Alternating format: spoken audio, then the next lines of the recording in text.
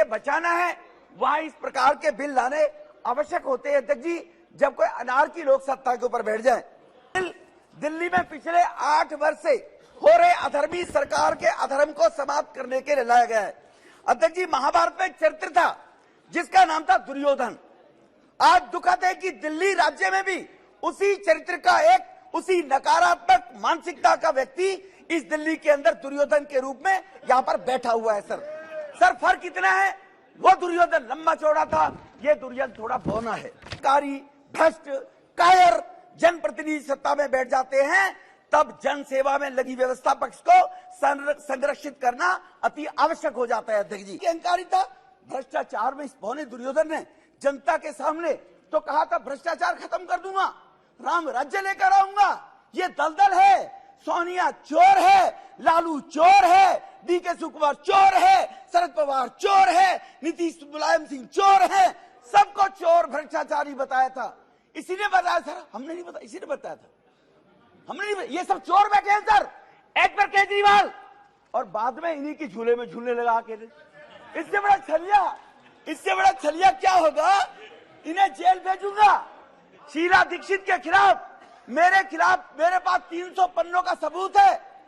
मैं तो as per Kejriwal बोला अध्यक्ष जी, मैं नहीं कह रहा, केजरीवाल के बयान भेजूंगा कल आपको सबको। अधिकार भी और बैठने का अधिकार भी है, आप सब जानते हैं। रमेश दुद्दुड़ जी। धन्यवाद अध्यक्ष जी। अध्यक्ष जी, जिसमें देश की अस्मिता, वैभव को चोट पहचाने वाली जो मानसिकता है, उसको रोकने के लिए बिल लाया गया अध्यक्ष जी। अध्यक्ष जी, दिल्ली भारत का दर्पण है। दिल्ली के अंदर जहां भारत में सभी दुनिया के देशों के दूतावास है, सभी राज्यों के यहाँ पर भवन है, दिल्ली दुनिया भर के डेलीगेट्स जो आते हैं भारत के अंदर, वो दिल्ली के अंदर भारत को देखते हैं कि दिल्ली कैसी है तो भारत वही वैसा होगा। जहां भारत को शर्मिंदगी से बचाना है, वहां इस प्रकार के बिल लाने आवश्यक होते हैं अध्यक्ष जी, जब कोई अनारकी लोक सत्ता के ऊपर बैठ जाए। अध्यक्ष जी, हम सबने बचपन में पढ़ा है, महाभारत देखिए, उस सीरियल में एक श्लोक आता है, यदा यदा ही धर्मस्य ग्लानि भवति भारत अभ्युत्थानम धर्मस्य तदात्मानं सर्जाम्यहम् परित्राणाय साधूनां विनाशाय च दुष्कृताम् धर्म संस्थानार्थाय संभावी युगे युगे। अध्यक्ष जी, ये महाभारत में जो कहा गया है कि जब जब धरती के ऊपर अधर्म पैदा होगा, तब तब मैं आगे आता हूं। जब जब अधर्म बढ़ता है, सज्जन लोगों की रक्षा के लिए मैं आता हूं, दुष्टों के विनाश करने के लिए मैं आता हूं, धर्म की स्थापना के लिए मैं आता हूं, और युग युग में हमेशा जन्म लेता हूं। ये महाभारत में कहा गया हमारे पुराण में अध्यक्ष जी। अब अध्यक्ष जी, ये बिल दिल्ली में पिछले 8 वर्ष से हो रहे अधर्मी सरकार के अधर्म को समाप्त करने के लिए लाया गया है। अध्यक्ष जी, महाभारत में एक चरित्र था जिसका नाम था दुर्योधन। आज दुखद है कि दिल्ली राज्य में भी उसी चरित्र का एक उसी नकारात्मक मानसिकता का व्यक्ति इस दिल्ली के अंदर दुर्योधन के रूप में यहाँ पर बैठा हुआ है। सर फर्क इतना है, वो दुर्योधन लंबा चौड़ा था, ये दुर्योधन थोड़ा बौना है। सर दूसरा, उसके पास एक शकुनी था, और इस बौने दुर्योधन के पास को बहुत भ्रष्टाचारी, परिवारवादी, सनातनी विरोधी ऐसे गठबंधन के लोग साथ लग गए हैं सर। इसलिए अध्यक्ष जी, राज्य के एडमिनिस्ट्रेशन और जनप्रतिनिधिगण में तालमेल की आवश्यकता होना जरूरी है। मैं सहमत हूं, अभी नेता प्रतिपक्ष ने, विपक्ष ने कहा है, दोनों को मिलकर जनता के काम, जनता की सेवा करनी चाहिए, ये बिल्कुल ठीक है अध्यक्ष जी। परंतु जब अध्यक्ष जी छलिया, अहंकारी, भ्रष्ट, कायर जनप्रतिनिधि सत्ता में बैठ जाते हैं, तब जन सेवा में लगी व्यवस्था पक्ष को संरक्षित करना अति आवश्यक हो जाता है अध्यक्ष जी। अध्यक्ष जी, इस बौने दुर्योधन के चरित्र की विशेषता मैंने पहले कहा, छलिया के रूप में। अध्यक्ष जी, मैं इनकी राजनीति की यात्रा के बारे में बताता हूं, सदन को अपने आप इनका सब पता चल जाएगा सर। अध्यक्ष जी, जो मान्य सदस्य बैठे हैं, पहला चरित्र था विश्वासघात। जिन लोगों को जनमानस का एक विश्वास था, अन्ना जी जैसे लोगों को, कुमार विश्वास जैसे लोगों को, सत्ता पर बैठने के बाद उनके साथ विश्वास किया, जिनके दम पर राजनीति में आया था, ये कहकर कि पढ़े लिखे लोग होने जरूरी नहीं है, अन्ना जी भले अनपढ़ है लेकिन शासन व्यवस्था बहुत बढ़िया चलाएंगे, ये पौने दुर्योधन ने बोला था अध्यक्ष जी। इसीलिए अध्यक्ष जी, उनको धोखा दिया। दुर्योधन ने ऐसा ही विश्वासघात किया अपने चचेरे पांडव भाइयों के साथ। इन्होंने भी वही किया। इसीलिए अध्यक्ष जी, दुर्योधन ने भी छल कपट से सत्ता हथियाई। इनका छल कपट देखिए, दिल्ली वासियों के साथ झूठे वायदे करके कहा इस बौने दुर्योधन ने, मैं पूरी दिल्ली में सीसीटीवी कैमरे लगाऊंगा। ये पता नहीं कांग्रेसी कहां ढूंढ रहे हैं सीसीटीवी कैमरे। मैं 500 स्कूल बनाऊंगा। पता नहीं इन्होंने कहा 500 स्कूल गिन लिए कांग्रेसियों ने। 500 स्कूल के साथ 20 कॉलेज बनाऊंगा। फ्री वाईफाई दिल्ली को दूंगा। दिल्ली को लंदन पेरिस बनाऊंगा। पेरिस बनाने के बाद हर घर में नल से जल दूंगा। इस छलिए ने छल कपट करके जन लोकपाल भ्रष्टाचार के खिलाफ लेकर आऊंगा। 2 लाख पब्लिक टॉयलेट बनाऊंगा। 30,000 बेड के नए अस्पताल बनाऊंगा।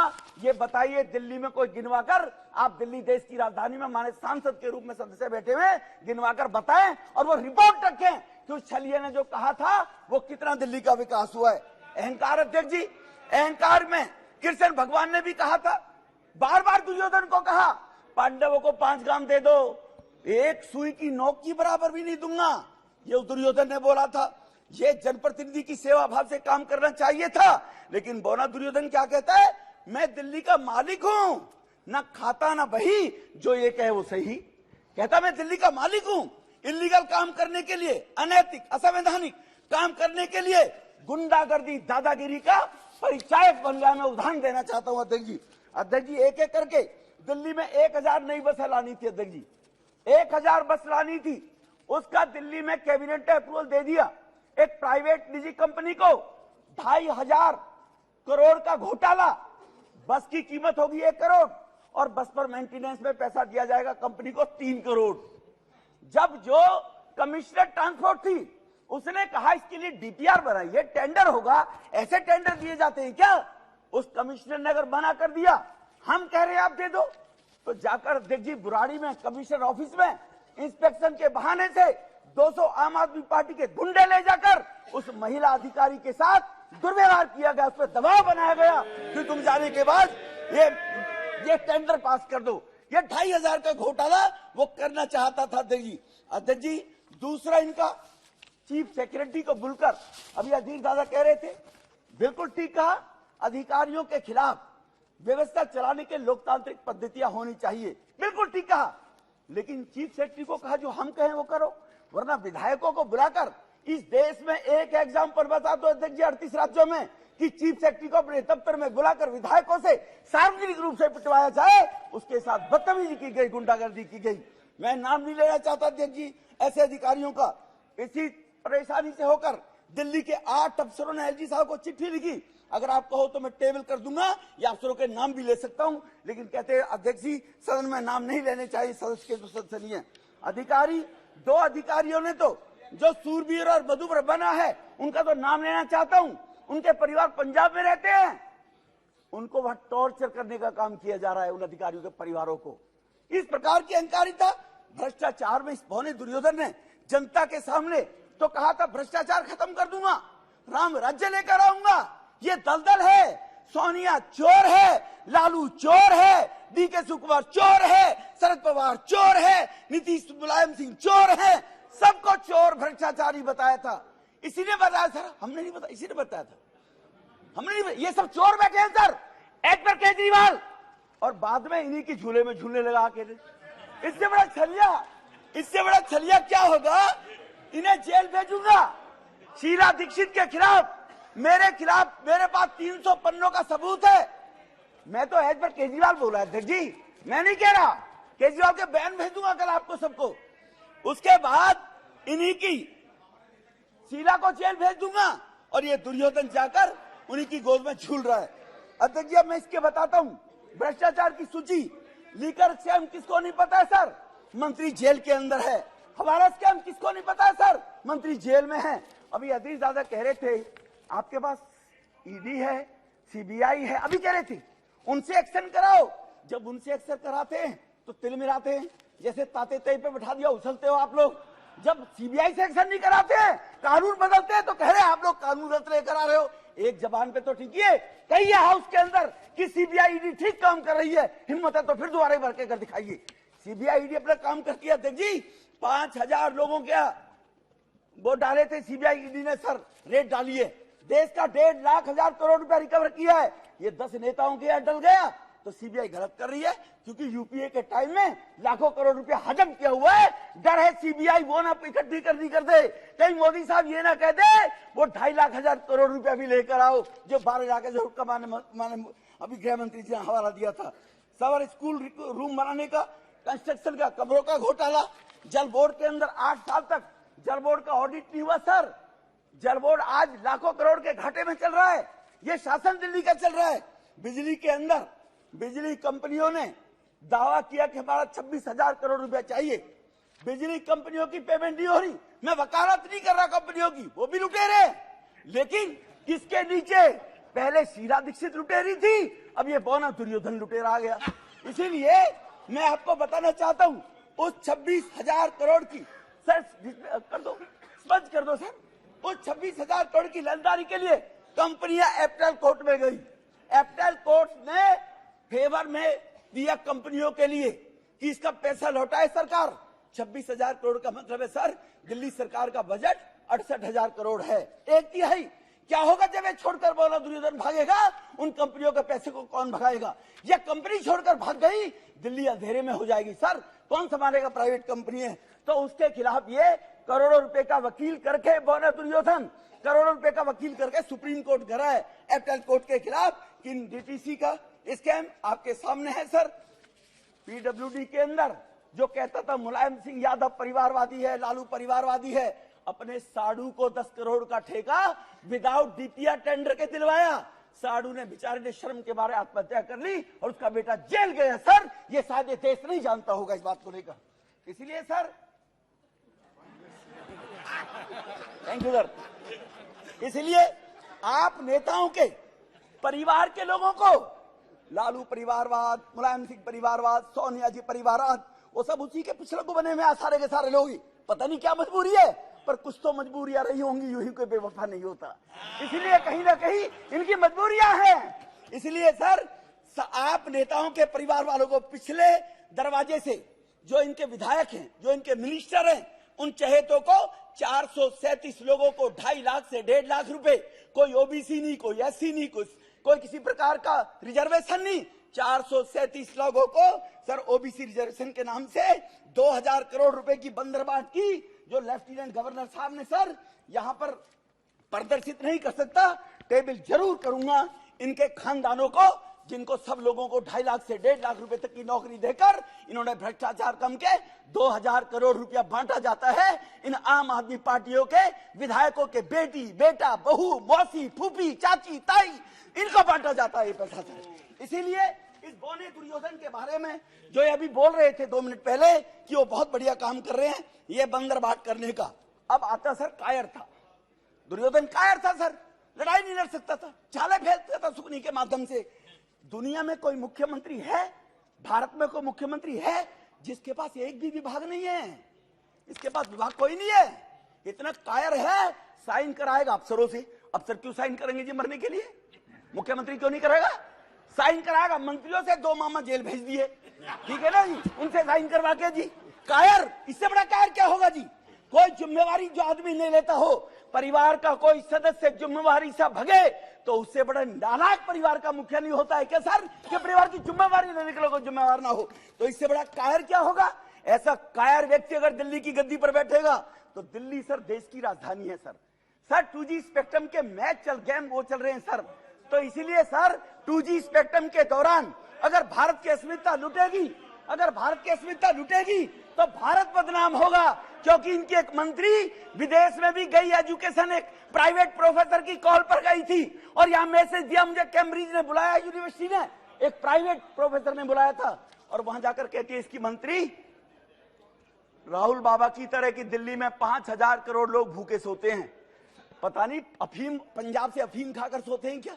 अरे 80 करोड़ लोगों को तो मुफ्त खाना दिया जा रहा मोदी जी के माध्यम से 3 साल से। वो कह रहे 5 करोड़ रुपया, 5 करोड़ लोग भूखे सोते हैं, 25 करोड़ लोगों पे मकान नहीं है। इसीलिए ये भी एक रफूगर है सर, इसके भी मामा फूफी को लगा दिया होगा कहीं, इसकी भी मामा फूफी को दे दी होगी नौकरी कहीं न कहीं ले जाकर। तो सर ये आपको अवसर मिलेगा, आपको अवसर मिलेगा तो बोलिएगा प्लीज, अभी अपनी आपको अवसर मिलेगा। नाम देता हूं सर, ऑन रिकॉर्ड में कहता हूं, नकारात्मक सोचकर शिक्षा की राजनीति करने वाला व्यक्ति भाटी के अंदर कॉलेज खुलना था, 8 एकड़ जमीन चाहिए थी। डीएम बोलती है डीएम बोलती है बोलो विधुड़ी से जमीन ले ले। डीएम ने कहा सर विधुड़ी अपने घर के लिए नहीं मांग रहा, दिल्ली विश्वविद्यालय का कॉलेज खुलेगा। उन्होंने मिनट्स में लिखा है सर, डीएम ने मिनट्स में लिख के चली गई कि विधुड़ी जी वो जमीन नहीं देने वाले हैं।